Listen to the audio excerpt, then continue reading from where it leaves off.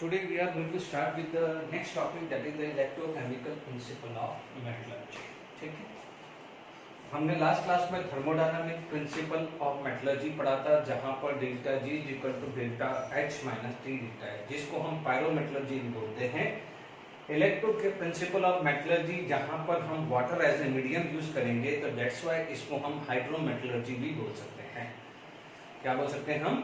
Hydrometallurgy भी बोल सकते हैं। तो ये ध्यान रखना कि दिस इज हाइड्रोमेटलर्जी, ठीक है, ये ध्यान रखिएगा। हमने इलेक्ट्रोकेमिकल सेल में पढ़ा है, तो हमने क्या पढ़ा है, हमें पता है कि we know that delta G is equal to minus n F E cell. Delta G is equal to minus n F E cell. यदि मैं एन एफ ई सर की बात करूं, delta G is equal to minus n F E cell, तो हमारा target क्या है? Delta G should be less than 0। तो in that case E cell should be greater than 0 for the spontaneous process. For the spontaneous process, या spontaneous process यानी metallurgy के लिए हमें ये कंडीशन चाहिए ही चाहिए। ठीक है, हमारे पास जैसे मान लीजिए ये चीजें क्लियर हुई, इस बेसिस पे हमारे इस बेसिस के अंदर हमारे पास क्या बन गया है? Electrochemical series. क्या बना है? इलेक्ट्रोकेमिकल सीरीज, जिसको हम क्या बोल सकते हैं? ईएमएफ सीरीज भी बोलते हैं।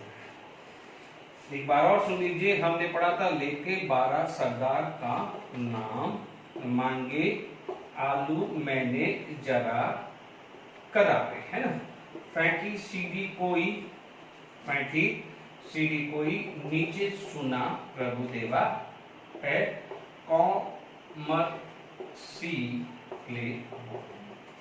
ठीक है, अब आप देखिए, सपोज हमारा को कॉपर आयन को रिड्यूस करना है, तो इसके ऊपर सारे के सारे अवेलेबल है which can reduce the copper. ठीक है, हमने extraction of copper last class में भी पढ़ा था, जहां पर हम लोगों ने थर्मोडायनामिक प्रिंसिपल यानी थर्मोमेटलर्जी पढ़ी थी, यानी पायरोमेटलर्जी पढ़ी थी। डन।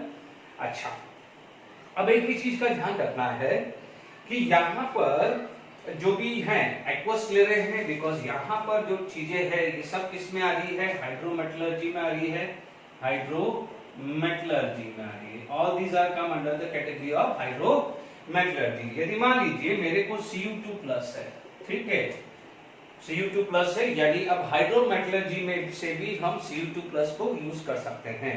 यानी अभी मैं इसके बाद लिखाऊंगा कि कॉपर ओर को आप लीचिंग कर सकते हो बाय यूजिंग द बैक्टीरिया या यूजिंग द एसिड। उसका लीचिंग कर दिया यानी कंसंट्रेशन कर दिया, उसके बाद we can use the hydrogen या we can use either iron या जिंक। बट आयरन थोड़ा सा क्या है, कॉस्टलियर कम होता है, जिंक क्या होता है, थोड़ा सा महंगा होता है, इसलिए आयरन ज्यादा प्रेफर होता है। ये ध्यान रखना है, बिकॉज कोई बात नहीं, कॉपर को यदि रिड्यूस करना है तो either of this element use कर सकते हैं, बट हम प्रेफर करते हैं Fe। No doubt oxidation potential of Fe is more than copper. Oxidation potential of Fe is more than copper. In fact हम जिंक भी यूज कर सकते हैं, बट ये क्या होता है, थोड़ा सा चीप होता है, और ये क्या होता है, एक्सपेंसिव। इस वजह से जिंक को अवॉइड किया जाता है। Is it clear? अब आप देखिए, क्योंकि हम लोगों को ये भी पता है कि मेटलर्जी करना भी है तो इकोनॉमिकली भी देखना है।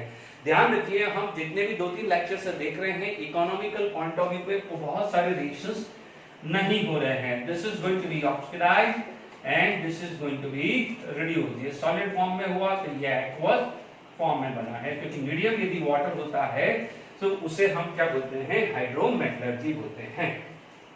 ठीक है, तो यहां तक क्लियर हो गया है हाइड्रोमेटलर्जी का पार्ट। ठीक है, अब हम सबसे पहले यहां पर हाइड्रोमेटलर्जी में हम बात करते हैं एक्सट्रैक्शन ऑफ एल्यूमिनियम की बात करते हैं। हालांकि मैंने कॉपर की भी बात कर ली थी कि लो ग्रेड कॉपर, बट जो एनसीईआरटी टेक्स्ट बुक के ऑर्डर में ही पढ़ा रहा हूं। ठीक है बच्चों, एक चीज का ध्यान रखना कि नो डाउट अभी जो सारी चीजें मैंने पढ़ाई है उसमें बिल्कुल वर्ड टू वर्ड एनसीईआरटी है, एडिशनल चीजें समझाई है।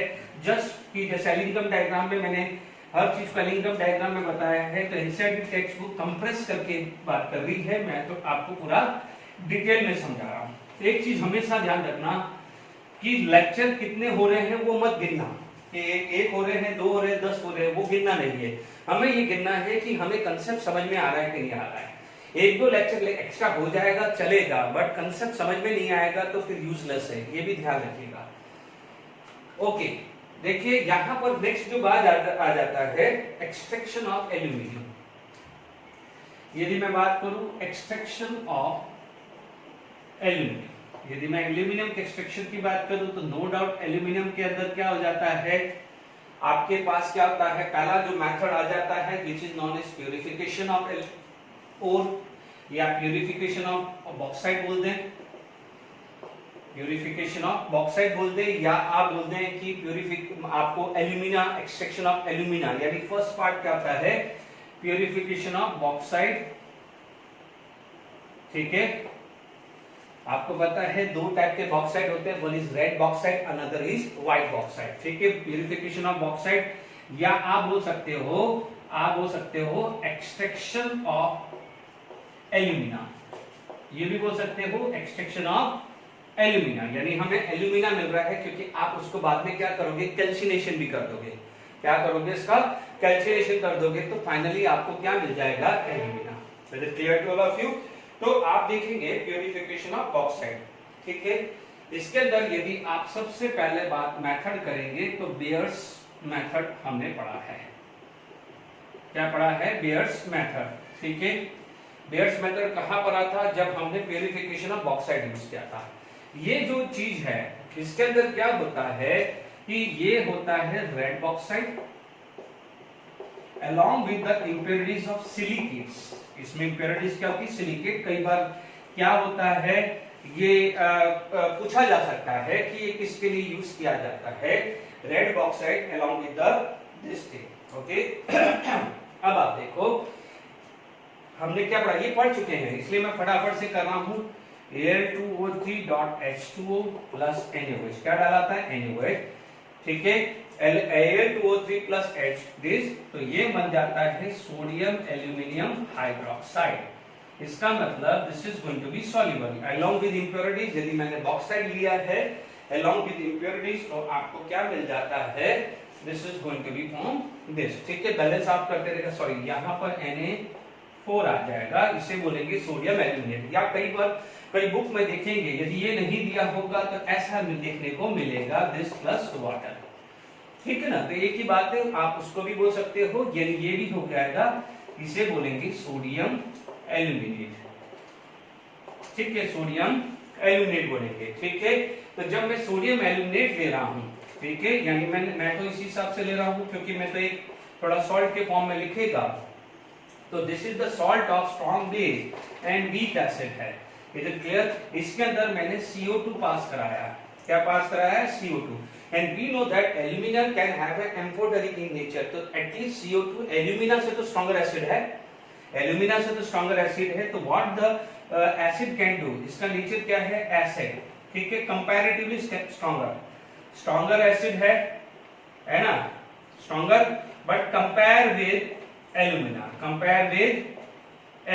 है ना, Al2O3। ध्यान रखना किससे कंपेयर कर रहे हैं। तो अब आप देखिए what happen, this is going to be combined,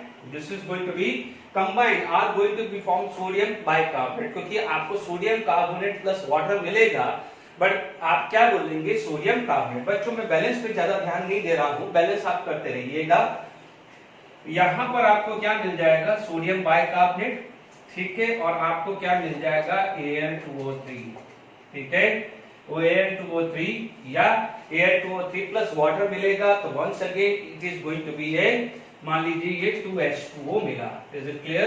क्योंकि इसके अंदर क्या था हम ऑलरेडी पढ़ चुके हैं कि इसके अंदर सिलिकेट था। ठीक है, सिलिकेट के साथ आयरन ऑक्साइड भी था। ठीक है, और MnO भी था, बट आयरन ऑक्साइड MnO को जो भी है, आप यहां पर आयरन ऑक्साइड MnO क्या था? These are the base are unable to react with NaOH। ठीक है, याद आ रहा है, डिटेल में पढ़ा चुका हूं, इसलिए मैं इसको जो मेन चीजें हैं वो ही पढ़ा रहा हूं। ठीक है, उसको क्या करा था? फिल्ट्रेशन करके मिला था हमें। यहां पर क्या मिला था? Sodium aluminate with sodium silicate, क्योंकि NaOH क्या है? बेस है। ये क्या है? बेस है। ये क्या होता है? एसिड, क्योंकि एम्फोटेरिक नेचर है। तो सिमिलरली जो सिलिकेट में से सिलिका जो आएगा वो भी क्या है? एक एसिड की तरह बिहेव कर रहा है। Is it clear? तो आप देखेंगे, तो आपको जब आपने फिल्ट्रेशन किया है तो रेसिड्यू फॉर्म में क्या आ जाएगा? आपका FeO और MnO सेपरेट हो जाएगा, इज इट क्लियर। बट साथ में क्या आ जाएगा, sodium aluminate and sodium silicate साथ में आ जाएगा, इज इट क्लियर। फिर वापस CO2 पास कराएंगे तो सोडियम सिलिकेट जो होगा वो एज ए प्रेसिपिटेट रहेगा, जबकि ये क्या हो जाएगा, सॉल्युबल फॉर्म में आ जाएगा, is it clear to all of you. This is going to be in a soluble form, okay. तो यहाँ पर हमने 2, यहाँ पर मैंने 2 बात करी। प्लीज मैंने बैलेंस आप करते रहिएगा। कई बुक में इसको एल्यूमिनियम हाइड्रोक्साइड भी लिखता है, दिस इज आल्सो, इसको इसकी जगह एल्यूमिनियम हाइड्रोक्साइड भी लिखा हुआ मिलेगा तो चलेगा, ठीक है ना। अब आप देखिए आपने क्या करा, जो इम्प्योर था उससे आपने प्योर ले लिया है, इम्प्योर से क्या कर दिया है आपने, प्योर बॉक्साइड ले लिया है, is it clear to all of you. तो यहाँ पर आपके पास जब आया है, ठीक है, यहाँ पर ये चीज आ गई है, तो यानी आपने इसके अंदर ये ले लिया है, ठीक है। तो आपको यहाँ पर जो चीज आएगी तो वो चीज आ जाएगी कि Al2O3.2H2O, उसको लगभग 1473 केल्विन, ठीक है, या जिसको हम ऐसा भी लिख सकते हैं, इसको हीट करते हैं तो आपको क्या मिल जाएगा, Al2O3+2H2, इज इट क्लियर। यानी ये सिंपल वे में लग रहा है, ये सिंपल लग रहा है, इसको मैं हीट कर रहा हूं, इस प्रोसेस को मैं कैल्सिनेशन बोल सकता हूं, इज इट क्लियर। तो this is known as Bayer's method, ठीक है। तो बेयर्स मेथड आई होप समझ में आ गया है। This is the first method for the purification of bauxite, is it clear to all of you. अब आप देखिए यहाँ पर जो सेकंड जो मेथड आता है उसे बोलते हैं हॉल्स मेथड, ठीक है।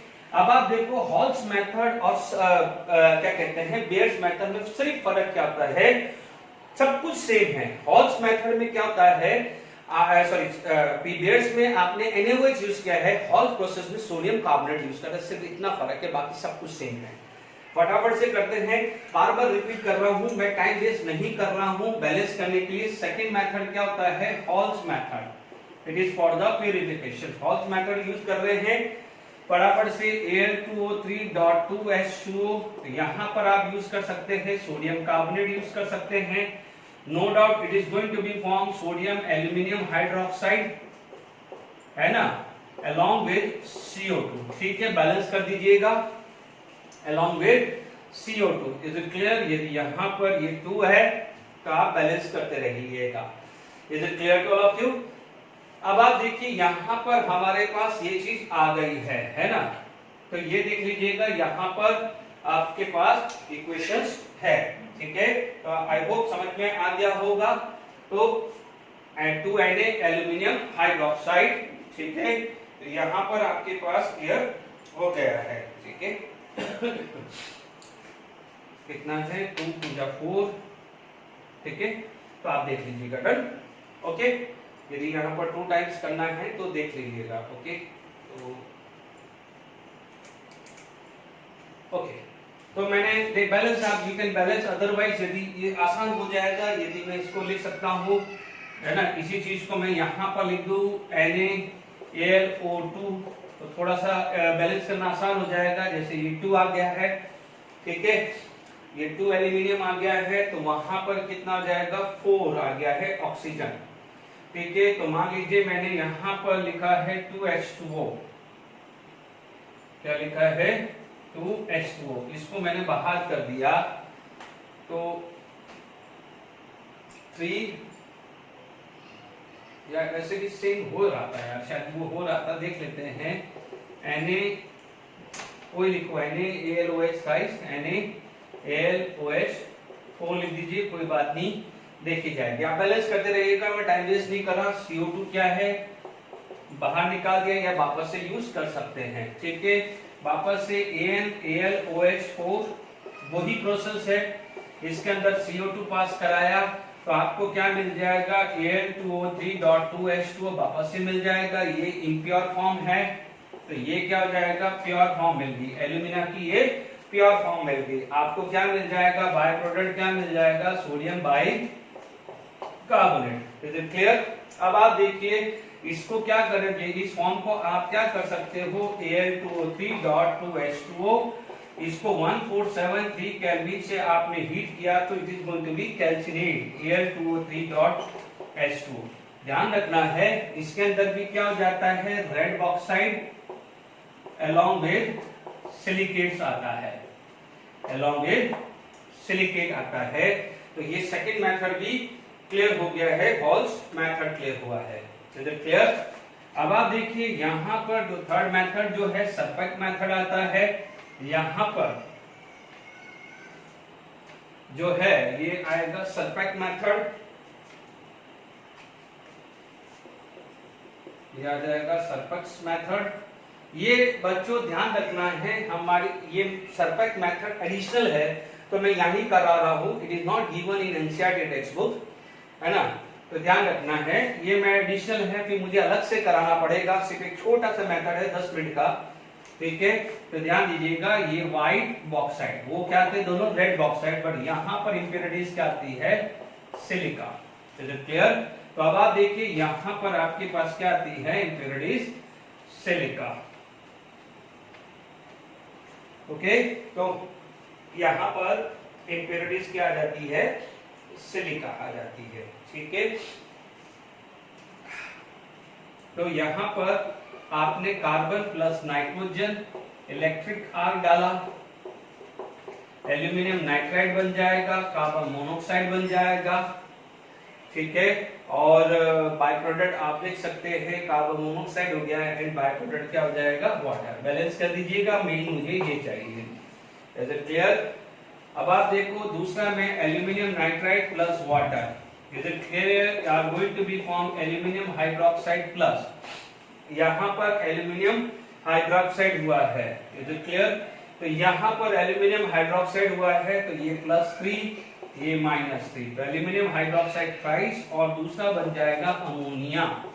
अमोनिया गैस से बनके निकल गया है, तो आपको एल्यूमिनियम हाइड्रोक्साइड मिल गया है, ठीक है ना। एल्यूमिनियम हाइड्रोक्साइड को अपन Al2O3+.2H2 भी लिख सकते हैं, तो उसमें कोई इशू नहीं है।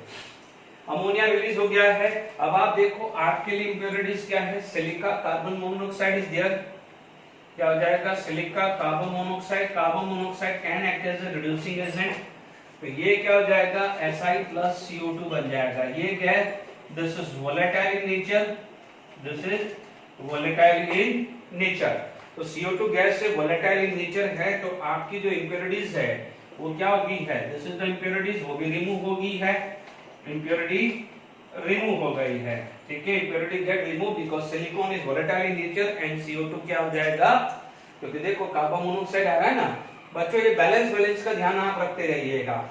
Is it clear? अब आ गया है एल्यूमिनियम हाइड्रोक्साइड, तो आप देख लीजिए एल्यूमिनियम हाइड्रोक्साइड को आप क्या कर सकते हो, हीटिंग कर सकते हो। Aluminium hydroxide heating 1473 kelvin around, ठीक है, तो आपको क्या मिलेगा, Al2O3+2H2O। Is it clear to all of you?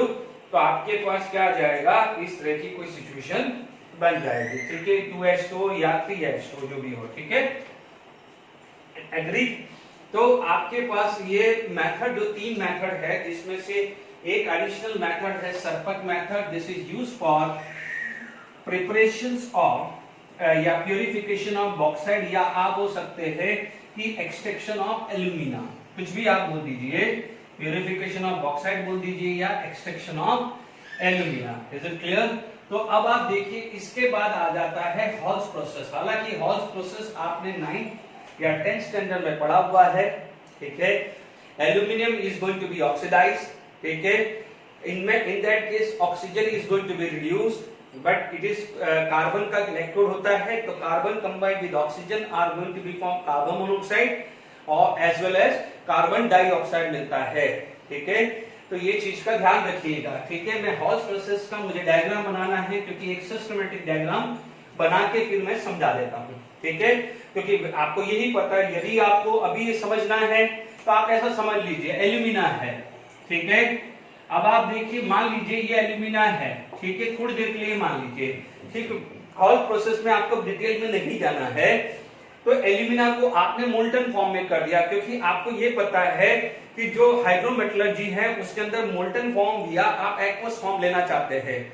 Molten form लेना प्रेफर क्यों कर रहा है, क्योंकि एक्वस फॉर्म में क्या हुआ, instead of a metal ion H+ ion is going to be reduced, instead of metal ion H plus ion is going to be reduce except copper. Copper की बात छोड़े तो अदरवाइज सब मेटल का oxidation potential hydrogen से ऊपर होता है। तो ये हम इलेक्ट्रोकेमिस्ट्री में पढ़ चुके हैं, इसलिए इसका क्या है मोल्टन फॉर्म या फ्यूज फॉर्म लेना जरूरी है, मोल्टन फॉर्म या fuse form. But alumina, you can imagine alumina Al3+ आप लोगों ने एक वर्ड पढ़ा हुआ है लैटिस एनर्जी।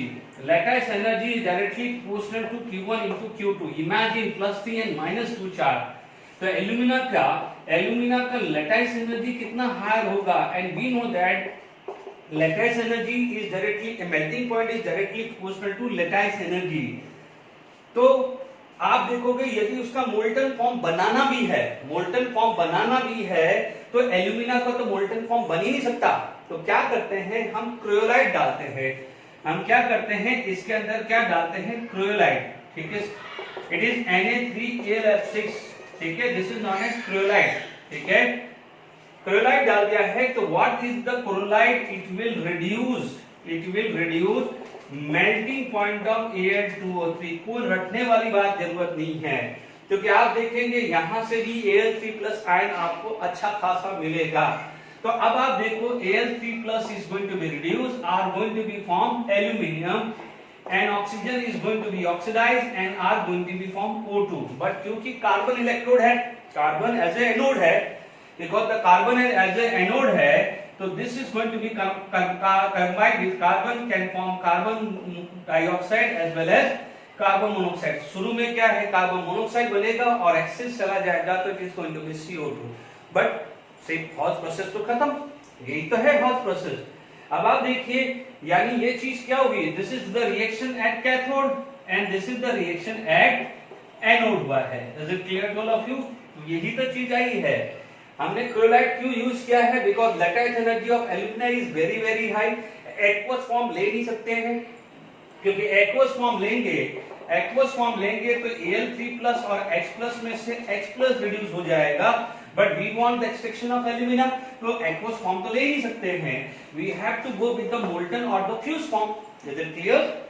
तो मोल्टन और द फ्यूज फॉर्म में क्या होता है, Al3+ Q2- में आप देख लीजिए 3 और -2 चार्ज। तो इमेजिन करके चलिए how much lattice energy it would be.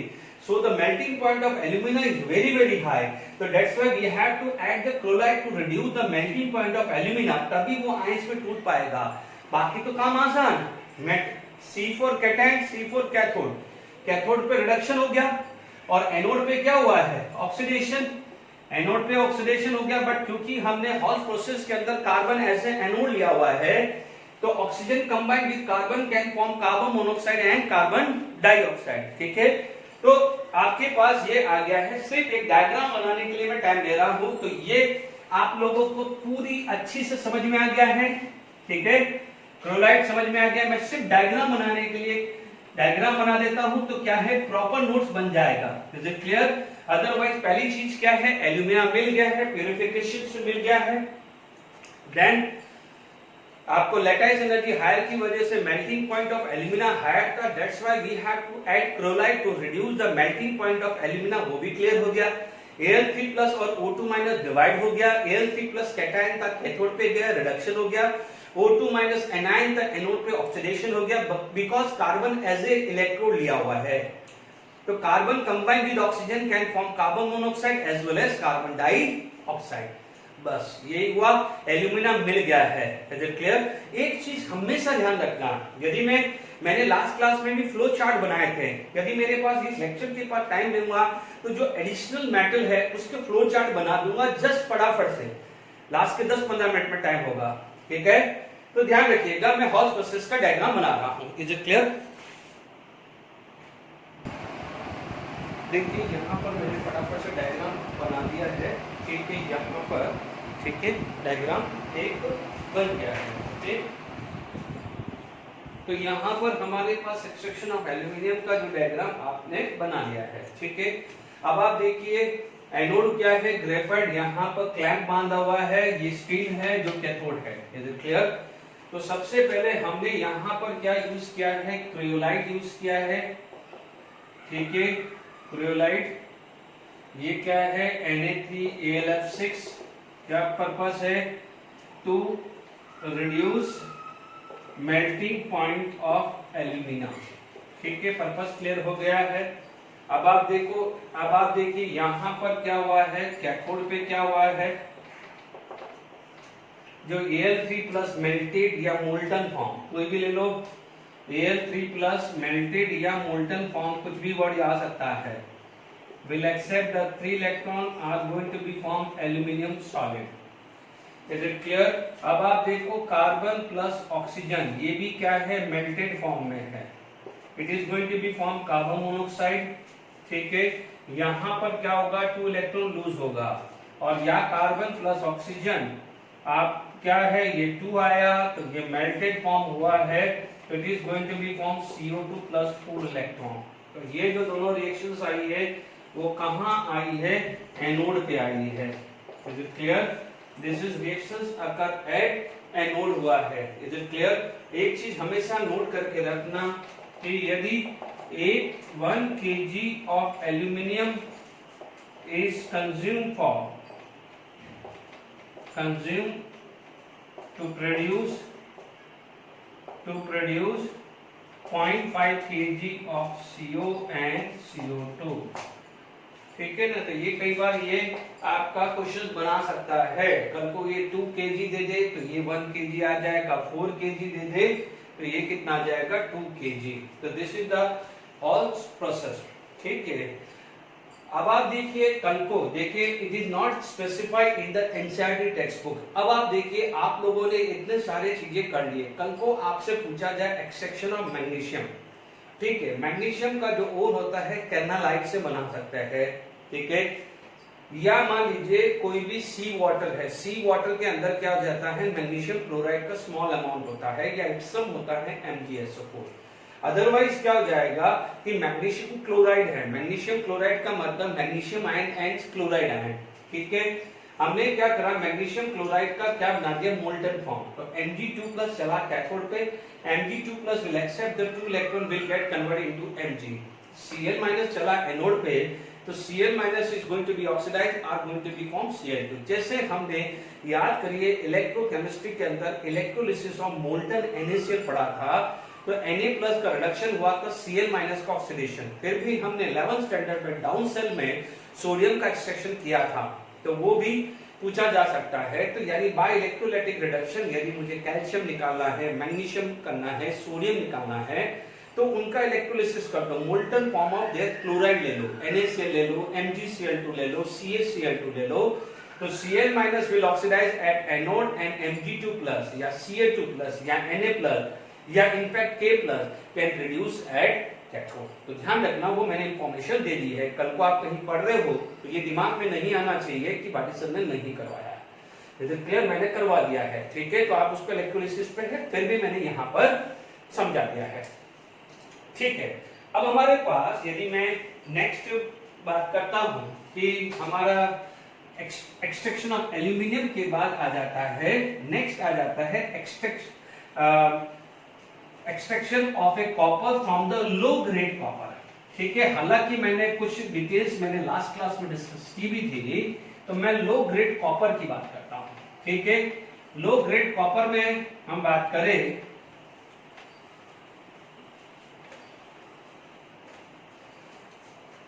देखिए लो ग्रेड कॉपर की बात करें तो देखिए extraction of copper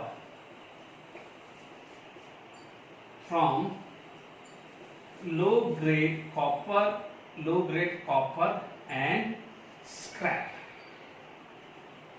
low grade copper and scrap.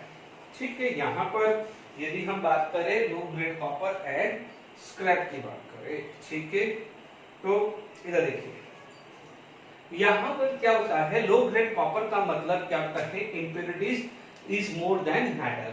ठीक है, क्या करते हैं, मान लीजिए लो ग्रेड कॉपर लिया है, it is passing from the acid, या आप यूज कर सकते हो बैक्टीरिया।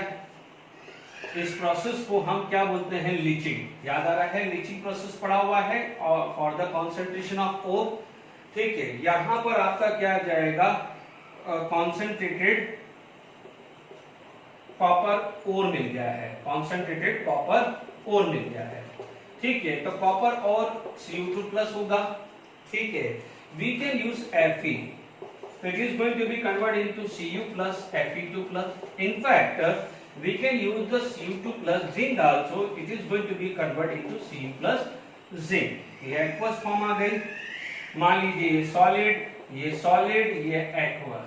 ठीक है, this is going to be aqueous, this is solid, this is solid, this is aqueous. Done. But आप देखिएगा दोनों हो सकता है, but this is economically cheap होता है एंड दिस इज क्या हो जाएगा, समहाउ एक्सपेंसिव होता है। तो दिस मेथड इज प्रीफर। तो आई होप समझ में आ गया है। अब आप देखिए दूसरा मेथड भी यूज कर सकते हैं कि Cu2+ can be pass with the gas, hydrogen gas भी आ सकता है। तो this is going to be form like this. तो ये भी हो सकता है, this method can also be done. ठीक है, ये मेथड भी हम कर सकते हैं। आई होप यदि मैं स्क्रैप यूज करूं, आयरन स्क्रैप, यदि मैं स्क्रैप यूज करूं तो ये मेथड, अदरवाइज हाइड्रोजन गैस करूं तो ये मेथड यूज हो सकता है। ठीक है, we know that day to day life में आयरन स्क्रैप क्या है, लेने जाओ और जिंक स्क्रैप लेने जाओ तो आयरन स्क्रैप थोड़ा सा चीप होता है। तो I hope extraction of copper from the low grade का हो गया है। Is it clear? अब हमारे पास मान लीजिए ये इंडेक्स का क्वेश्चन आ जाता है कि at a site low grade copper ore are available and zinc and iron scrap are also available, which of the two scrap would be more suitable or for reducing the leach copper ore and why. अब आप देखिए मैंने ये चीज समझा दी है, इसका मतलब हमारा जो ये आ गया है लीच कॉपर, लीचिंग के बाद जो कॉपर आपको मिला है, लीचिंग के बाद जो कॉपर मिला है वो ये आया केस, ये आपका क्या हो जाएगा, example 6.4। This is example 6.4 NCERT text book का। ठीक है, आपने दोनों स्क्रैप ले लिया, आयरन स्क्रैप भी ले लिया है, जिंक स्क्रैप भी ले लिया है, दोनों में रिएक्शंस पॉसिबल है, बट बीइंग ए चीप देखिएगा तो ये प्रेफर किया जाता है और ये प्रेफर नहीं किया जाता है। बिल्कुल सिंपल है, आप देख लीजिए आपका एनसीईआरटी क्वेश्चन, आप खुद सोचिए कि एग्जाम में जो आपका एग्जामिनर है या इवन जेडब्ल्यू मेन से नीचे वो क्वेश्चन कहां से पूछता है, एनसीईआरटी के अंदर से पूछता है। तो आप इमेजिन कर लीजिए हर चीज, छोटी छोटी चीजें मैं आपको बता रहा हूं। Is it clear to all of you? अब आप देखिए इसके बाद, ठीक है, तो मैंने आपको एक्सट्रैक्शन ऑफ मैग्नीशियम वर्बली बता दिया, एक्सट्रैक्शन ऑफ सोडियम हो या कैल्शियम पूछ ले या पोटेशियम पूछ ले, आपको आता है, बिकॉज नथिंग है, इसका क्या है, NgCl2 का इलेक्ट्रोलिसिस, NaCl का इलेक्ट्रोलिसिस कर दीजिए, सीधी सी बात है, CaCl2 का इलेक्ट्रोलिसिस कर दीजिए या KCl का। Metal ion get reduced at cathode and chloride ion is get oxidized at anode. Simple है, ज्यादा उसमें हम टाइम कंज्यूम नहीं कर रहे हैं।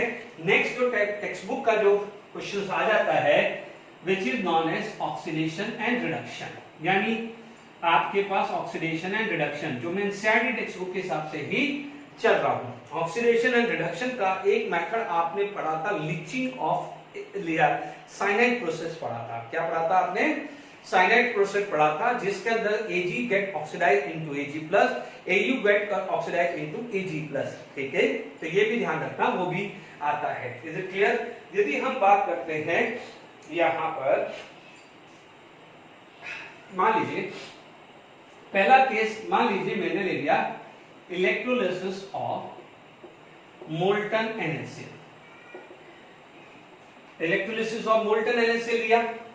ठीक है, तो आप क्या बोलोगे कि मान लीजिए मुझे क्लोरीन का एक्सट्रैक्शन करना है, चलो मैं अभी अब सारी बात में मेटल की बात कर रहा हूं, बट मैं क्लोरीन का एक्सट्रैक्शन करना है, तो मैं क्या बोलूंगा, इलेक्ट्रोलिसिस ऑफ मोल्टन NaCl, तो मैं बोलूंगा एनोड पे क्या हुआ है, एनोड पे Cl- is going to be oxidised, Cl- is going to be oxidised and anode पे बात, कैथोड पे बात करूंगा कि Na+ is going to be reduced, Na+ is going to be reduced. आपको ये पता है कि this cell is known as electrochemical cell, this cell is known as electrochemical cell, और electrolytic cell, sorry electrolytic cell उल्टा कर दिया मैंने।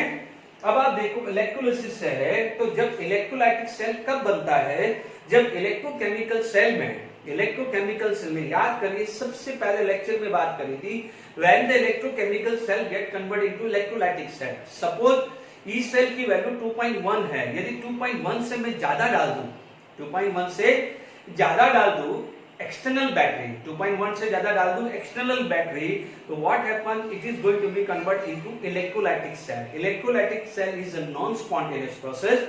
We have to provide the battery, we have to provide the electric current from the outside. याद आ गया? तो ध्यान दीजिएगा यहाँ पर ये क्लियर हो गया। मान लीजिए यही चीज मोल्टन था, मान लीजिए मेरे पास एक्वस NaCl होता, तो एक्वस NaCl का मतलब एनोड पे तो वही होने वाला था, Cl minus gate convert into this, ठीक है। और यदि यही कैथोड पे क्या होता, H plus is going to be reduce, H plus is going to be reduce, तो आप देखेंगे what happen, Na plus combined with OH minus are going to be form NaOH, ऐसा पढ़ा था। यानी मोल्ट एक्वस NaCl होता है तो Cl2 hydrogen as well as NaOH का प्रिपरेशन होता है, और यदि मोल्टन फॉर्म होता है मोल्टन एंड एक्वस NaCl, कुछ भी लिख दीजिए, ये किसका आ गया है, मोल्टन NaCl का आ गया है। Is it clear? तो मैंने दोनों समझा दिया है। तो हमें क्या रखना है, E external greater than E cell रखना है, E external should be greater than E cell, E external should be greater than E cell. Is it clear? ये रखोगे तो क्या होगा कि it is going to be convert into electrolytic cell। याद आ गया, ये सारी चीजें हम लोग पढ़ चुके हैं। Is it clear to all of you? हम सब सारी चीजें पढ़ चुके हैं। तो हमारे इलेक्ट्रोलिसिस ऑफ मोल्टन NaCl और एक्वस NaCl में हमने ये पढ़ लिया है कि how the electrochemical cell get convert into electrolytic cell हो गया। Is it clear to all of you?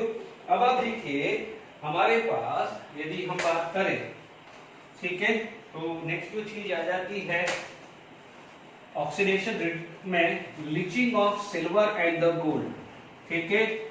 यहाँ पर फटाफट से मैं रिएक्शन लिख देता हूं, आपका कोई टाइम वेस्ट नहीं करता है, 2 मिनट की बात है, ठीक है। और यहां पर आ जाता है लीचिंग ऑफ द, आप समझ सकते हैं ये बी जो आएगा leaching of silver and gold, ठीक है। गोल्ड ये आया है, इसके अंदर हुआ क्या था, यदि मैं बैलेंस इक्वेशन देखूं तो Ag plus O2, Ag plus O2 cyanide में हुआ, it is going to be form AgCl twice minus, ठीक है, क्योंकि यदि यहाँ Na होगा तो Na आ जाएगा, K होगा तो यहाँ पर K हो जाएगा, ठीक है, and it is going to be form OH minus, ठीक है। आप यहाँ पर आप बैलेंस कर सकते हैं वाटर में, डायरेक्टली टाइम वेस्ट किए बिना मैं यहाँ पर लिख सकता हूँ 4Ag, ठीक है, यहाँ पर 8 CN2H2O, ठीक है, यहाँ पर 4 and 4 OH minus, 4 and 4 OH माइनस, टाइम वेस्ट नहीं करना है। Is it clear? अब आप देखिए ये आपकी फर्स्ट था, उसके बाद आप यहाँ पर Cn माइनस, यदि मैं पहले रेशियो Cn लिख दूं, ओके, तो आप सेकेंड चीज क्या जाएगा, AgCN twice minus combined with zinc are going to be formed ZnCN4 2 minus, ठीक है, प्लस ये Ag आ गया है, ये प्योर Ag है, ये क्या हो जाता है, इम्प्योर Ag आ जाता है। Is it clear? ये यहाँ पर ट्वाइस करना है तो ये 2 आ गया है, तो ये 2Ag आ गया है। This is the pure form and this is the impure form. Is it clear?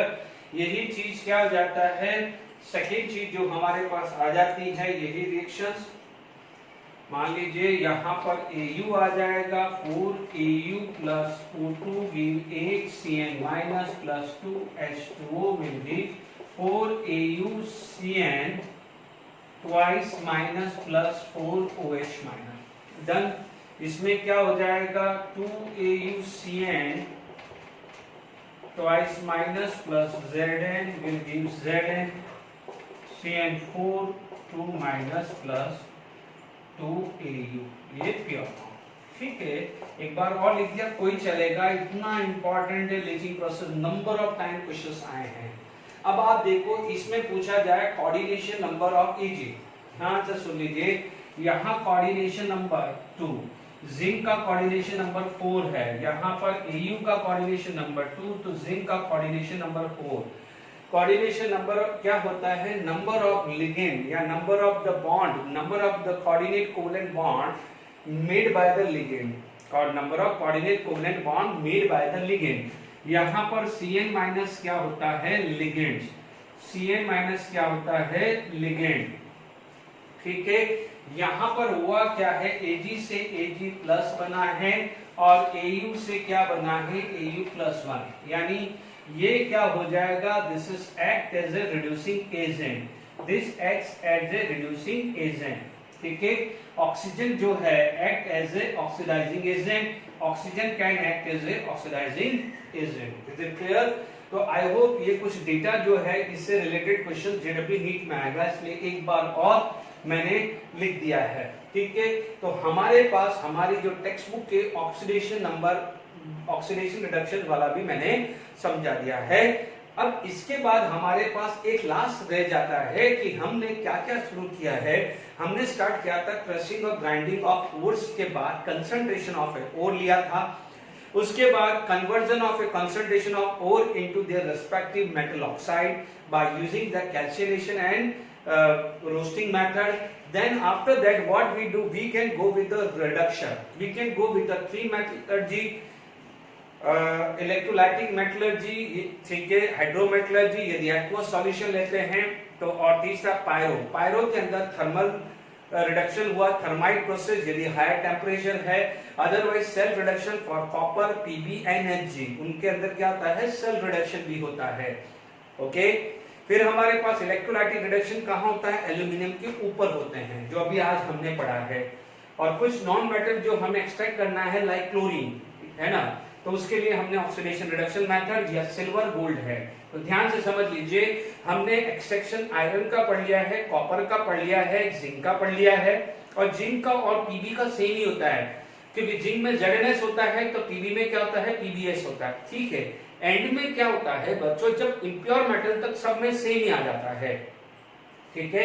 And हमारा हो जाता है, हमें यहाँ पर जैसे इनमें तो प्योर ही मिला, इनमें तो प्योर ही मिला, जैसे हमने मान लीजिए एक्सट्रैक्शन ऑफ एल्यूमिनियम मिला, वो इम्प्योर था, कॉपर था तो ब्लिस्टर कॉपर था, ठीक है, ठीक है, वो कॉपर इम्प्योर मिला, जिंक मान लीजिए इम्प्योर मिला, पीबी यदि मान लीजिए ZnS की जगह में PbS डाल दूं तो मुझे पीबी इम्प्योर मिलेगा, आयरन जो है वो मान लीजिए इम्प्योर मिला है, ठीक है। तो मान लीजिए या टिन हमने एक्सट्रैक्ट किया है तो टिन इम्प्योर मिला है, तो वहां पर प्यूरिफिकेशन करने के मेथड आएंगे। तो ठीक है, हमारा एंड टॉपिक आ जाता है प्यूरिफिकेशन ऑफ मैटर, ठीक है, वो मैं बाद में ले रहा हूं, उसको मैं मोस्ट प्रॉब्ली मैं नेक्स्ट लेक्चर में लूंगा। अभी मैं सिर्फ एडिशनल चीजें कुछ करा देता हूं, एडिशनल फ्लो चार्ट बना देता हूं, जो बच्चे सिर्फ एनसीईआरटी कर रहे हैं तो सिर्फ 2-4 फ्लो चार्ट है वो बना देता हूं, और कुछ क्वेश्चन मैं डिस्कस करता हूं, इज इट क्लियर, जो आपके एनसीईआरटी के एमसीक्यू में काम आएंगे, इज इट क्लियर, ठीक है। तो मैं जरा फ्लो चार्ट बना देता हूं।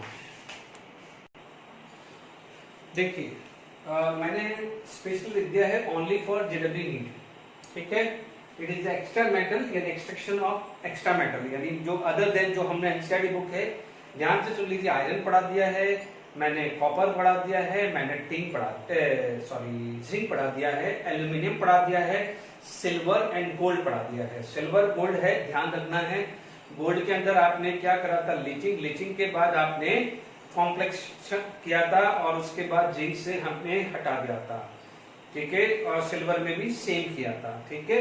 अब आप देखिए लेड, पीबी, आपको पता है लेड का क्या है, PbS, ठीक है।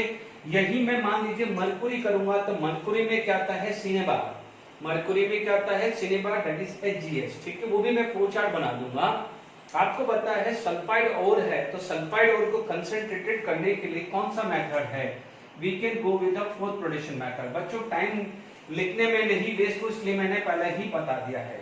अब देखिए कि फोर्थ प्रोडक्शन मेथड के अंदर याद करिए कॉपर सल्फाइड, कॉपर सल्फाइड में हमने क्या किया था, कॉपर सल्फाइड के अंदर 2 मेथड यूज किए थे, पहला क्या था, या तो आप क्या कर दो, रोस्टिंग कर दो, रोस्टिंग कर दिया तो रोस्टिंग कर दिया तो क्या बना था, all the copper sulphide is going to be convert into copper oxide. फिर उसके बाद क्या हो जाएगा, स्मेल्टिंग किया था एंड कार्बन रिडक्शन किया था, याद आ रहा है। दूसरा मेथड क्या किया था, कॉपर सल्फाइड का क्या किया था, रोस्टिंग, पार्शियल रोस्टिंग किया था और बर्नर को बंद कर दिया था एंड देन कॉपर सल्फाइड, यहां पर क्या था, कॉपर सल्फाइड रोस्टिंग करके, तो यानी फिर ये सेल्फ रिडक्शन हुआ था। सेल्फ रिडक्शन के बाद दोनों यदि प्रोसेस से हमें क्या मिला था, इम्प्योर कॉपर, हमें क्या मिला था, इम्प्योर कॉपर। एग्जैक्टली वही मेथड है। इनफैक्ट जो एनसीईआरटी वाले बच्चे हैं, ध्यान दीजिए, कॉपर की जगह पीबी आया और कुछ नहीं। पीबीएस से क्या हुआ है, पीबीओ बना है। यदि मैं रोस्टिंग करूं, पीबीओ से मैं क्या करूंगा, कार्बन करके मैं निकाल दूंगा पीबी। यदि मैं रोस्टिंग किया तो ये रोस्टिंग किया, स्मेल्टिंग एंड कार्बन रिडक्शन करके मुझे पीबी मिला। यदि मैं पार्शियल रोस्टिंग करता हूं तो पीबीएस से मैंने रोस्टिंग करके पीबीओ बनाया along with sulphur dioxide and यहां पर क्या है, PbS plus PbO can give Pb plus sulphur dioxide. Is it clear to all of you? ये क्या होता है, सेल्फ रिडक्शन, ये क्या होता है, स्मेल्टिंग विद कार्बन रिडक्शन। तो ये दोनों बिल्कुल है, एग्जैक्टली सेम ये। तो जो एनसीईआरटी वाले बच्चे हैं वो भी ज्यादा टेंशन मत लीजिएगा। Is it clear to all of you? है ना बच्चों, ये तीनों जो चीजें इजी हैं, एनसीईआरटी वाले बच्चे हैं, आपको एग्जाम तो कम से कम अपेयर होंगे। Is it clear? इजी है, इम्प्योर आ गया है। ये मेथड अभी हमारा बाकी है, ये मेथड बाकी है, बट क्योंकि फ्लो चार्ट बना रहा हूं तो लिख लीजिए। मैं नेक्स्ट क्लास में डेफिनेटली, क्योंकि अभी इतना टाइम नहीं रहेगा, क्योंकि और क्वेश्चन डिस्कस करने हैं मुझे। लिक्वेशन मेथड है डीसिल्वराइजेशन। डीसिल्वराइजेशन से नाम से ही समझ में आ रहा है, to remove the impurities of silver, silver impurities या इलेक्ट्रोलाइटिक रिफाइनिंग। इलेक्ट्रोलाइटिक रिफाइनिंग तो इनफैक्ट मैंने आपको पढ़ाया था, याद आ रहा है, इम्प्योर कॉपर को एनोड पे रखा था, प्योर कॉपर को रखा था कैथोड पे। तो सिमिलरली इम्प्योर जिंक को, जिंक के अंदर भी आपको इलेक्ट्रोलाइटिक रिफाइनिंग आएगी, क्योंकि इम्प्योर जिंक को आप एनोड पे रखोगे, प्योर जिंक को कहां रख दोगे, कैथोड पे। Is it clear? सिमिलरली यदि पीबी है तो इम्प्योर पीबी को कहां रख सकते हो, एनोड पे, और प्योर को कहां रखोगे, उसके बाद आपको क्या मिल जाएगा, इम्प्योर से यदि आप चल रहे हैं रिफाइनिंग, इम्प्योर पीबी के बाद रिफाइनिंग, रिफाइनिंग नेक्स्ट क्लास में आएगी तो उससे हमें प्योर पीबी मिलेगा। यदि यही चीज होगा, ये सब मैं इसके एग्जांपल्स लिखाऊंगा, टेंशन मत लीजिएगा। तो this is the chart using for extraction of iron. अब आप देखिए, यदि मैं यहां पर बात करता हूं टिन की, ठीक है, मैं किसकी बात करता हूं, एक्सट्रैक्शन ऑफ टिन की बात करता हूं। टिन का क्या हो जाता है, मेन आता है टिन स्टोन। क्या आता है, टिन स्टोन, ठीक है। टिन के अंदर सेल्फ रिडक्शन होता ही नहीं है तो मैं हटा ही दूं, ठीक है, टिन के अंदर। तो आप देख लीजिए, मेरा जो बी है, सारे बच्चे इनफैक्ट एनसीईआरटी वाले भी है, तो टेंशन मत लीजिए। एक्सट्रैक्शन ऑफ टिन लिख लीजिए, क्या दिक्कत है, टिन, ठीक है, टिन का मतलब एसएन, ठीक है। इसका ओर का नाम क्या है, टिन स्टोन, ओर का नाम क्या है, टिन स्टोन। याद करिए, टिन स्टोन के अंदर आपने कहां से क्या था, मैग्नेटिक सेपरेशन क्या था, ठीक है। तो आपने मान लीजिए यहां पर ले लिया है, टिन स्टोन ले लिया है, टिन स्टोन ले लिया है। मैं जरा दूसरा अच्छे मान देखिए, मैंने टिन स्टोन ले लिया है। टिन स्टोन का क्या मतलब, SnO2 and impurities of iron oxide, Fe2O3 की इम्प्योरिटीज थी। Fe2O3 have a magnetic property, so we can separate SnO2 and Fe2O3 by using the magnetic separation। याद आ गया? तो आप देखिए, मैंने यहां पर टिन स्टोन ले लिया है, क्या ले लिया है, मैंने टिन स्टोन ले लिया है, टिन स्टोन ले लिया है ना। टिन स्टोन को क्या करा है, मैग्नेटिक सेपरेशन से मैंने क्या करा है, अलग किया है। मैग्नेटिक सेपरेशन के बाद हम क्या कर सकते हैं, उसमें मान लो मॉइस्चर है, सपोज मॉइस्चर है, तो what we can do, we can go with the calcination, we can go with the calcination. तो टिन स्टोन क्या है, SnO2, ठीक है। हमने क्या करा है, concentration by using this tin stone का क्या है, SnO2 आता है। Is it clear? तो हमने क्या करा, मैग्नेटिक सेपरेशन यानी आयरन ऑक्साइड को हटा दिया है, ठीक है, हमें ये मिला। उसके बाद हमने क्या करा है, कैल्सिनेशन किया है। What we can do, we can go with the calcination. क्या क्या है, कैल्सिनेशन। कैल्सिनेशन के बाद उसका क्या करना पड़ेगा, कार्बन रिडक्शन। याद करिए, एल्यूमिनियम से ऊपर इलेक्ट्रोलाइटिक रिडक्शन था, बाकी जो बचते थे वो क्या थे, कार्बन रिडक्शन थे, इज इट क्लियर? बात समझ में आ गया? अब आप देखिए इसके बाद क्या हो जाएगा, यहां पर आपको क्या मिल जाएगा, इम्प्योर टिन मिलेगा। Is it clear to all of you? क्या मिलेगा? इम्प्योर टिन मिलेगा, यानी इम्प्योर एसएन मिलेगा। अब आप देखो इसके अंदर क्या होता है, रिफाइनिंग मेथड आता है, इम्प्योर एसएन, इम्प्योर एसएन यहां मिल जाएगा, प्योर एसएन। यहां पर एक और वर्ड आ जाता है पोलिन। क्या आता है? पोलिन। ठीक है, पोलिन आता है, इसका मतलब कोई इम्प्योरिटीज लाइक कॉपर ऑक्साइड। ठीक है, ये जरा बताऊंगा नेक्स्ट क्लास में। इसमें क्या होता है, ग्रीन जो पोल ऑफ वुड यूज किया जाता है, पोल ऑफ वुड एनसीईआरटी में नहीं है, ये नहीं है, बट इसके अंदर क्या हो जाते हैं, ग्रीन ग्रीन जो वुड की जो पतली पतली जो छोटी छोटी लकड़ियां होती है, वो यहाँ पर इम्प्योरिटीज यानी लाइक कॉपर ऑक्साइड है उनके साथ रखी जाती है। उसमें कार्बन का ऑक्सीडेशन होता है। ध्यान रखिए, मैं नेक्स्ट क्लास में ही बताऊंगा, बेटर यही है, कंफ्यूजन नहीं रहे। तो ये आ गया है एक्सट्रैक्शन ऑफ टिन का आ गया। देख लीजिए सब, अब तो हमारे को पता ही चल गया है, अब तो हमारे को पता ही चल गया है कि मैं टिन का बोलूं या लेड का बोलूं। ठीक है, तब तो पता ही है मेरे को क्या है, टिन ऑक्साइड है, तो मैंने पढ़ा हुआ मैग्नेटिक सेपरेशन, तो ये कंसंट्रेशन हुआ। क्योंकि उसके अंदर सल्फाइड नहीं है तो मुझे कैल्सिनेशन करना पड़ेगा, क्योंकि वो एसएन है तो वो सेल्फ में से पीबी हो सकता है, एचजी हो सकता है, सीयू हो सकता है, एल्यूमिनियम से ऊपर वाले पे इलेक्ट्रोलाइटिक रिडक्शन होगा, तो जो बचा है उसमें क्या होगा, स्मेल्टिंग एंड कार्बन रिडक्शन। ठीक है, इम्प्योर मिला, रिफाइनिंग प्रोसेस, चलो ठीक है, अभी बाकी है तो कोई बात नहीं, फिर भी नेक्स्ट क्लास तक तो हो ही जाएगा। तो इन दिस मैनर हमने ये चीज को सारी बात कर ली है। Is it clear to all of you? अब देखिए यहां पर यदि मान लीजिए एक्सट्रैक्शन ऑफ, मान लीजिए मैं सी ले लेता, एक्सट्रैक्शन ऑफ ले लेता हूं मरकुरी। ठीक है, एक्सट्रैक्शन ऑफ मरकुरी ले लेता हूं, क्योंकि यहां मरकुरी आ जाएगा। ठीक है, ध्यान रखना है एक्सट्रैक्शन ऑफ मरकुरी। ओके, तो हमारे पास क्या जाएगा, तीसरा जो आ जाएगा एक्सट्रैक्शन ऑफ मरकुरी। जो बच्चे एनसीईआरटी वाले हैं तो भी कोई टेंशन नहीं, मरकुरी का हमने क्या पढ़ा था, एक ही पढ़ा था, सिनेबाल। ठीक है, हमने क्या लिया है, सिनेबाल लिया है। Is it clear to all of you? Cinnabar लिया है and the formula is HgH। शक्ल देखते ही पता चल गया है HgH है, तो फ्लोथ फ्लोटेशन मेथड जाएंगे, फ्लोथ फ्लोटेशन मेथड जाएंगे। फ्लोथ फ्लोटेशन मेथड के बाद सल्फाइड आया है, हमें क्या मिला है, सल्फाइड आया है, तो रोस्टिंग जाएंगे। क्या जाएंगे? Roasting. Is it clear? Roasting के बाद आपको पता है कि यहाँ पर फ्लोथ फ्लोटेशन हुआ क्योंकि सल्फाइड उड़ता, फिर हम क्योंकि सल्फाइड था तो हमें क्या मिला है, रोस्टिंग। Is it clear? तो आपको ये सारी चीजें आ गई है, तो ये आ गया है, ये आ गया है। ठीक है, अब आप देखिए कौन कौन, पीबी, एचजी एंड सीयू। क्या है ये? सेल्फ रिडक्शन या ऑटो रिडक्शन बोल सकते हैं। हमारे पास क्या आ जाएगा, नेक्स्ट आ जाएगा सेल्फ रिडक्शन या डिकम्पोजिशन, जो भी बोलते हैं। तो सेल्फ रिडक्शन में बात करें तो आपका सेल्फ रिडक्शन हुआ। ठीक है, तो ये Hg आ जाएगा, ये आ जाएगा Hg। ठीक है, तो यहां पर आपके पास क्या आया, देखिए थोड़ा कलरफुल बना रहा हूं, अच्छा लगेगा आपको, जब भी रिवाइज करोगे तो कलरफुल लाइफ लगेगी। तो ये आया, यहां से ये आया है सेल्फ रिडक्शन और Hg आया है। ठीक है, यहाँ पर प्योर Hg।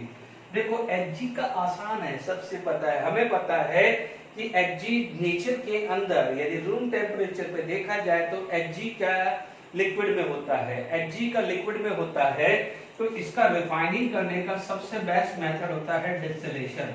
डिस्टिलेशन आपने 11th स्टैंडर्ड में पढ़ा हुआ है। Simple distillation, if there is a more difference between, देखो बट ऑब्वियसली इंप्योरिटीज का बॉइलिंग पॉइंट यदि हायर हुआ तो boiling point of a mercury is very very less, क्योंकि हमें पता है कि मर्क्यूरी नेचर में लिक्विड फॉर्म में ही मिलता है। तो best way go for the distillation. तो आप क्या करोगे, डिस्टिलेशन में क्या है, मर्क्यूरी प्लस इंप्योरिटी, तो क्या होगा, mercury can evaporated first because it's boiling point is less, वो क्या हो जाएगा, दूसरे कंटेनर में आ जाएगा, वहां पर आप कूलिंग कर दो तो वापस से आपको मर्क्यूरी मिल जाएगा। Is it clear to all of you?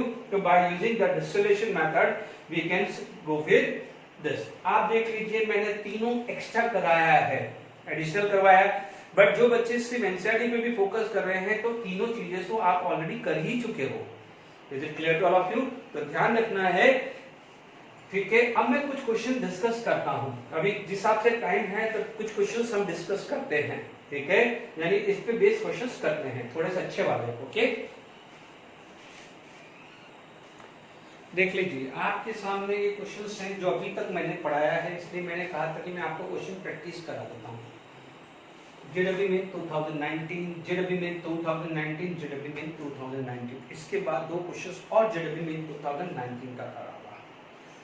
The correct statement, देखिए मैंने मतलब कुछ क्वेश्चन शॉर्ट फॉर्म में लिख दिए हैं कि जल्दी से मैं नोट कर पाऊँ, क्योंकि टाइम लगता है नोट करने पर। देखिए मेरे इस मेटलर्जी चैप्टर के बावजूद भी बच्चे लोग अभी भी सीरियस नहीं हुए, तो फिर भगवान ही उनका मालिक है। आपको सीरियस होना पड़ेगा। आप देख लीजिए मेटलर्जी को सिर्फ एनसीईआरटी पढ़ लो, मेरे लेक्चर नोट कर लो, सीधा काम हो जाएगा। चलिए correct statement, pig iron is obtained from the cast iron, नहीं, cast iron is obtained from the pig iron, याद आ रहा है, ठीक है, तो ये होगा नहीं। Leaching of a bauxite using the concentrated NaOH solution gives sodium aluminate and sodium silicate. Yes, this is the right statement. Leaching में यही हुआ था ना, because SiO2 is an acid combined with NaOH sodium silicate and sodium aluminate आया था, iron oxide और MnO as a impurities as a precipitate filtration के बाद वो हट गए थे, ठीक है। ध्यान रखना, blister copper, blister appearance of a copper during the metallurgy is due to the evolution of CO2, ये गलत है। SO2 था, क्या था? SO2 जब सेल्फ रिडक्शन हुआ था, Cu2S plus copper sulphide plus copper oxide will give copper plus sulphur dioxide. तो क्या हुआ था? इवोपरेशन से आया था, मैंने केक का एग्जांपल दिया था, ठीक है, तो ये भी रॉन्ग हो गया है। The whole process is used for the production of aluminium, only aluminium है, आयरन के लिए नहीं होता है, तो ये भी क्या हो जाएगा? रॉन्ग। तो राइट ऑप्शन आपका क्या हो गया है?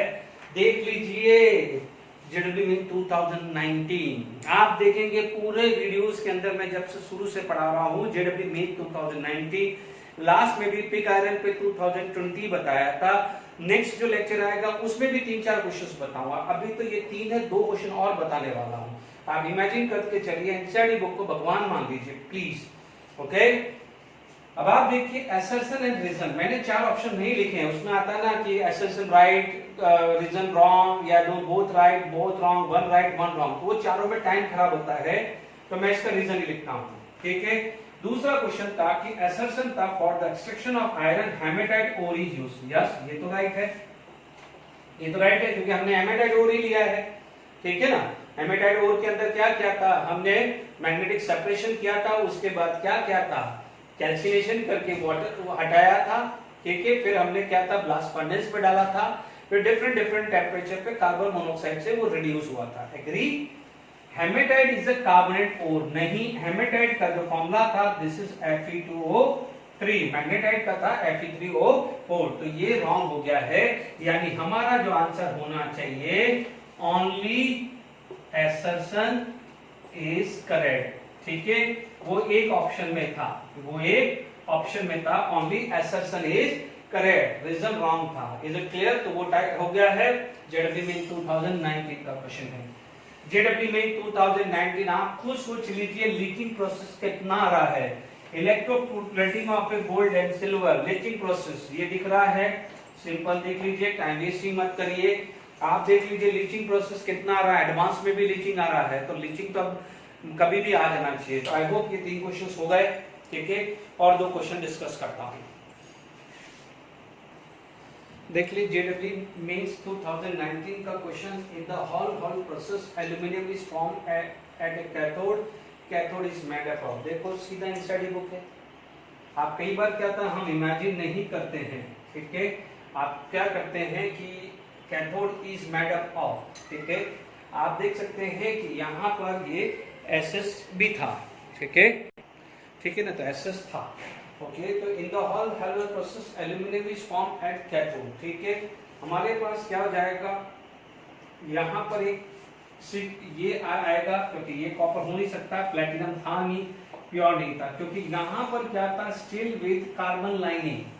अब एनसीईआरटी टेक्स्ट बुक ढंग से पढ़ेंगे तो स्टील विद कार्बन लाइनिंग था, is it clear, steel with carbon lining. इसलिए मैं बोलता हूँ कि एनसीईआरटी टेक्स्ट बुक को लाइन बाय लाइन, एनसीईआरटी में लिखा हुआ है, कई बार तो नहीं था ना। ऑल प्रोसेस ये होता नहीं, दिस इज एक्सट्रैक्शंस, है ना। कई बार देखो ये जिंक यूज कर रहे हैं तो कई बार यहाँ पर स्प्लैटर करके कुछ वर्ड यूज करते हैं, है ना, स्प्लैटर। ये जो जिंक आता है वो स्प्लैटर फॉर्म में होता है।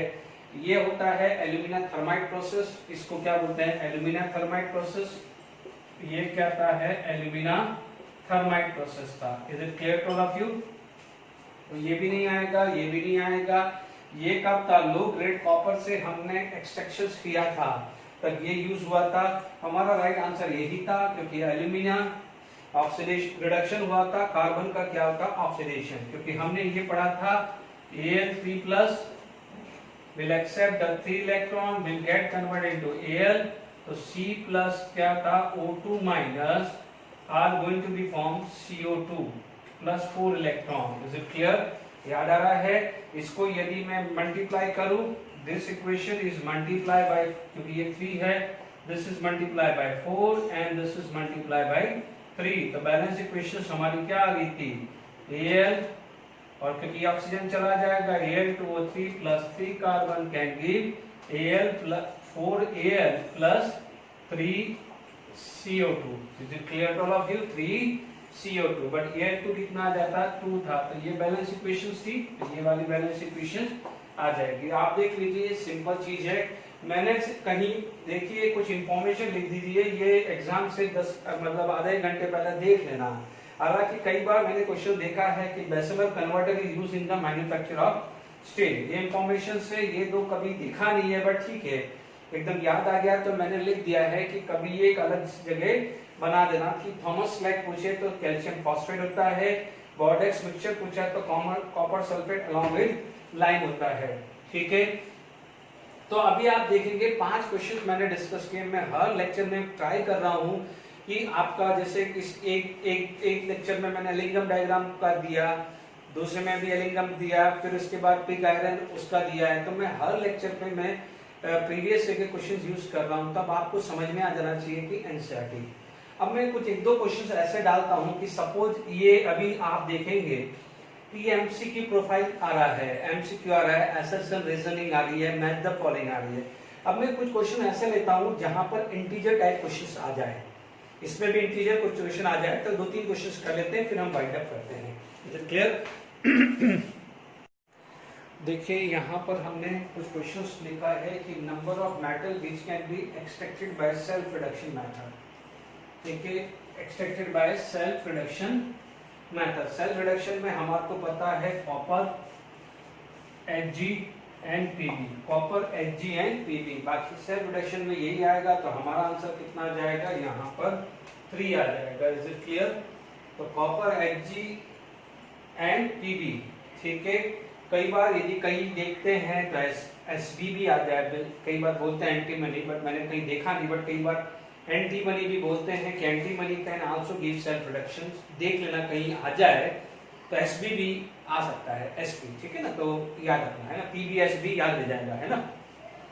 आए तो है ना, number of metal which can B commercially extracted by this, क्योंकि ध्यान दीजिए बाय कार्बन रिडक्शन एल्यूमिनियम होता नहीं है, ठीक है, Fe होता है, जिंक होता है, कॉपर होता नहीं है, Sn होता नहीं है, ठीक है, ये कोई भी होता नहीं है, क्योंकि कॉमर्शियली हमारे को क्या होता है, कॉपर है, भले जैसे कॉपर है और Pb है, ठीक है, इनके अंदर आप कार्बन रिडक्शन भी कर सकते हैं, बट कॉमर्शियली क्या करेंगे, सेल्फ रिडक्शन प्रेफर करेंगे, इसलिए कॉपर और Pb नहीं आ सकता है, क्योंकि यहाँ पर ऐड करा है कॉमर्शियली।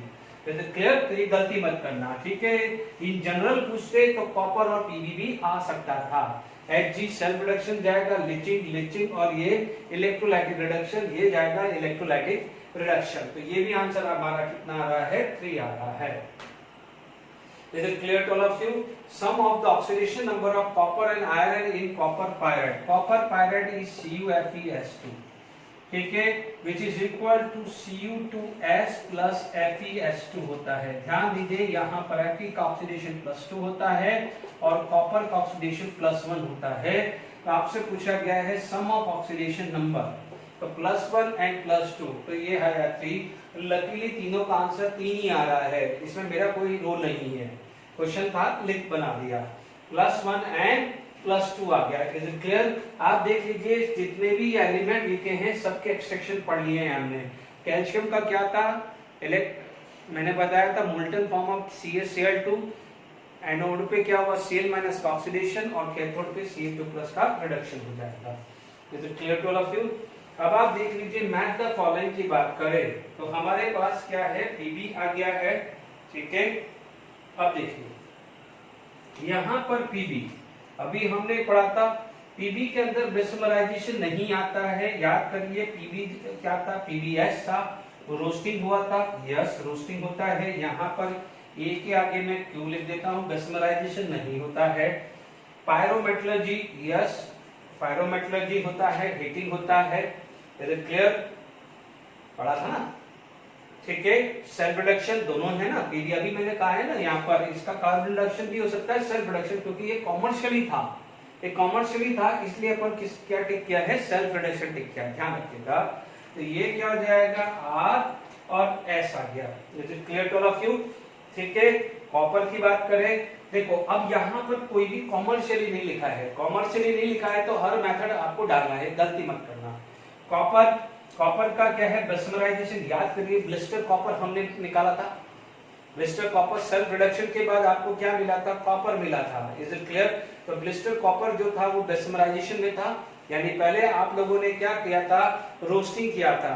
रोस्टिंग के बाद हमने रोस्टिंग कहाँ करी थी, रिवर्बरेटरी फर्नेस पे की थी। फिर हमने क्या किया था, बेसमराइजेशन के अंदर हमने कॉपर, तो बेसमराइजेशन में कॉपर आएगा, तो ये क्या जाएगा, Q आया था। याद करिए कॉपर मेटे को डाला था बेसमराइजेशन में, कॉपर मेटे को बेसमराइजेशन में डाला था कि नहीं डाला था, तो ठीक है। रोस्टिंग, यस हुआ था रोस्टिंग कॉपर के एक्सट्रैक्शन में। पायरोमेटलर्जी, क्योंकि हमने पहले वाले मेथड में भी पढ़ा था कॉपर ऑक्साइड में कार्बन डाल सकते हैं, तो ये भी बराबर है। और सेल्फ रिडक्शन, क्योंकि हमने कॉमर्शियली सेल्फ रिडक्शन बोला है, बार बार रिपीट कर रहा हूं, गलती मत करिएगा। इस टाइप का जो क्वेश्चन है वो क्लियर हो गया होगा। अब आप देखिए जिंक के अंदर बात करें, बेसमराइजेशन होता नहीं है। जिंक सल्फाइड के अंदर क्या है, आप यूज कर सकते हैं क्योंकि रोस्टिंग आ जाएगा, ठीक है। तो क्यों आएगा, रोस्टिंग ZnS से, पायरोमेटलर्जी ZnO+ कार्बन, यस वो भी देता है, बट जिंक के अंदर सेल्फ रिडक्शन नहीं होता है। यहाँ हो गया है आयरन में अभी पढ़ा है बेसमराइजेशन कन्वर्टर फॉर द स्टील के लिए आप P यूज कर सकते हो। बेसमराइजेशन रोस्टिंग होती है, आयरन में रोस्टिंग होती है। पायरोमेटलर्जी क्योंकि कार्बन मोनोऑक्साइड यूज कर रहे हो तो पायरोमेटलर्जी आता है। सेल्फ रिडक्शन आयरन में नहीं होता है। आप देख लीजिए कितना आसान है, इस टाइप के क्वेश्चन जनरली एडवांस में बनते हैं, बट अभी तक जो मैंने पढ़ाया है तो जो एनसीईआरटी वाले बच्चे हैं उनका भी एक क्विक रिवीजन हो जाएगा। Okay, thank you very much for today lecture. Next class में हम रिफाइनिंग पढ़ेंगे। Okay then, thank you very much.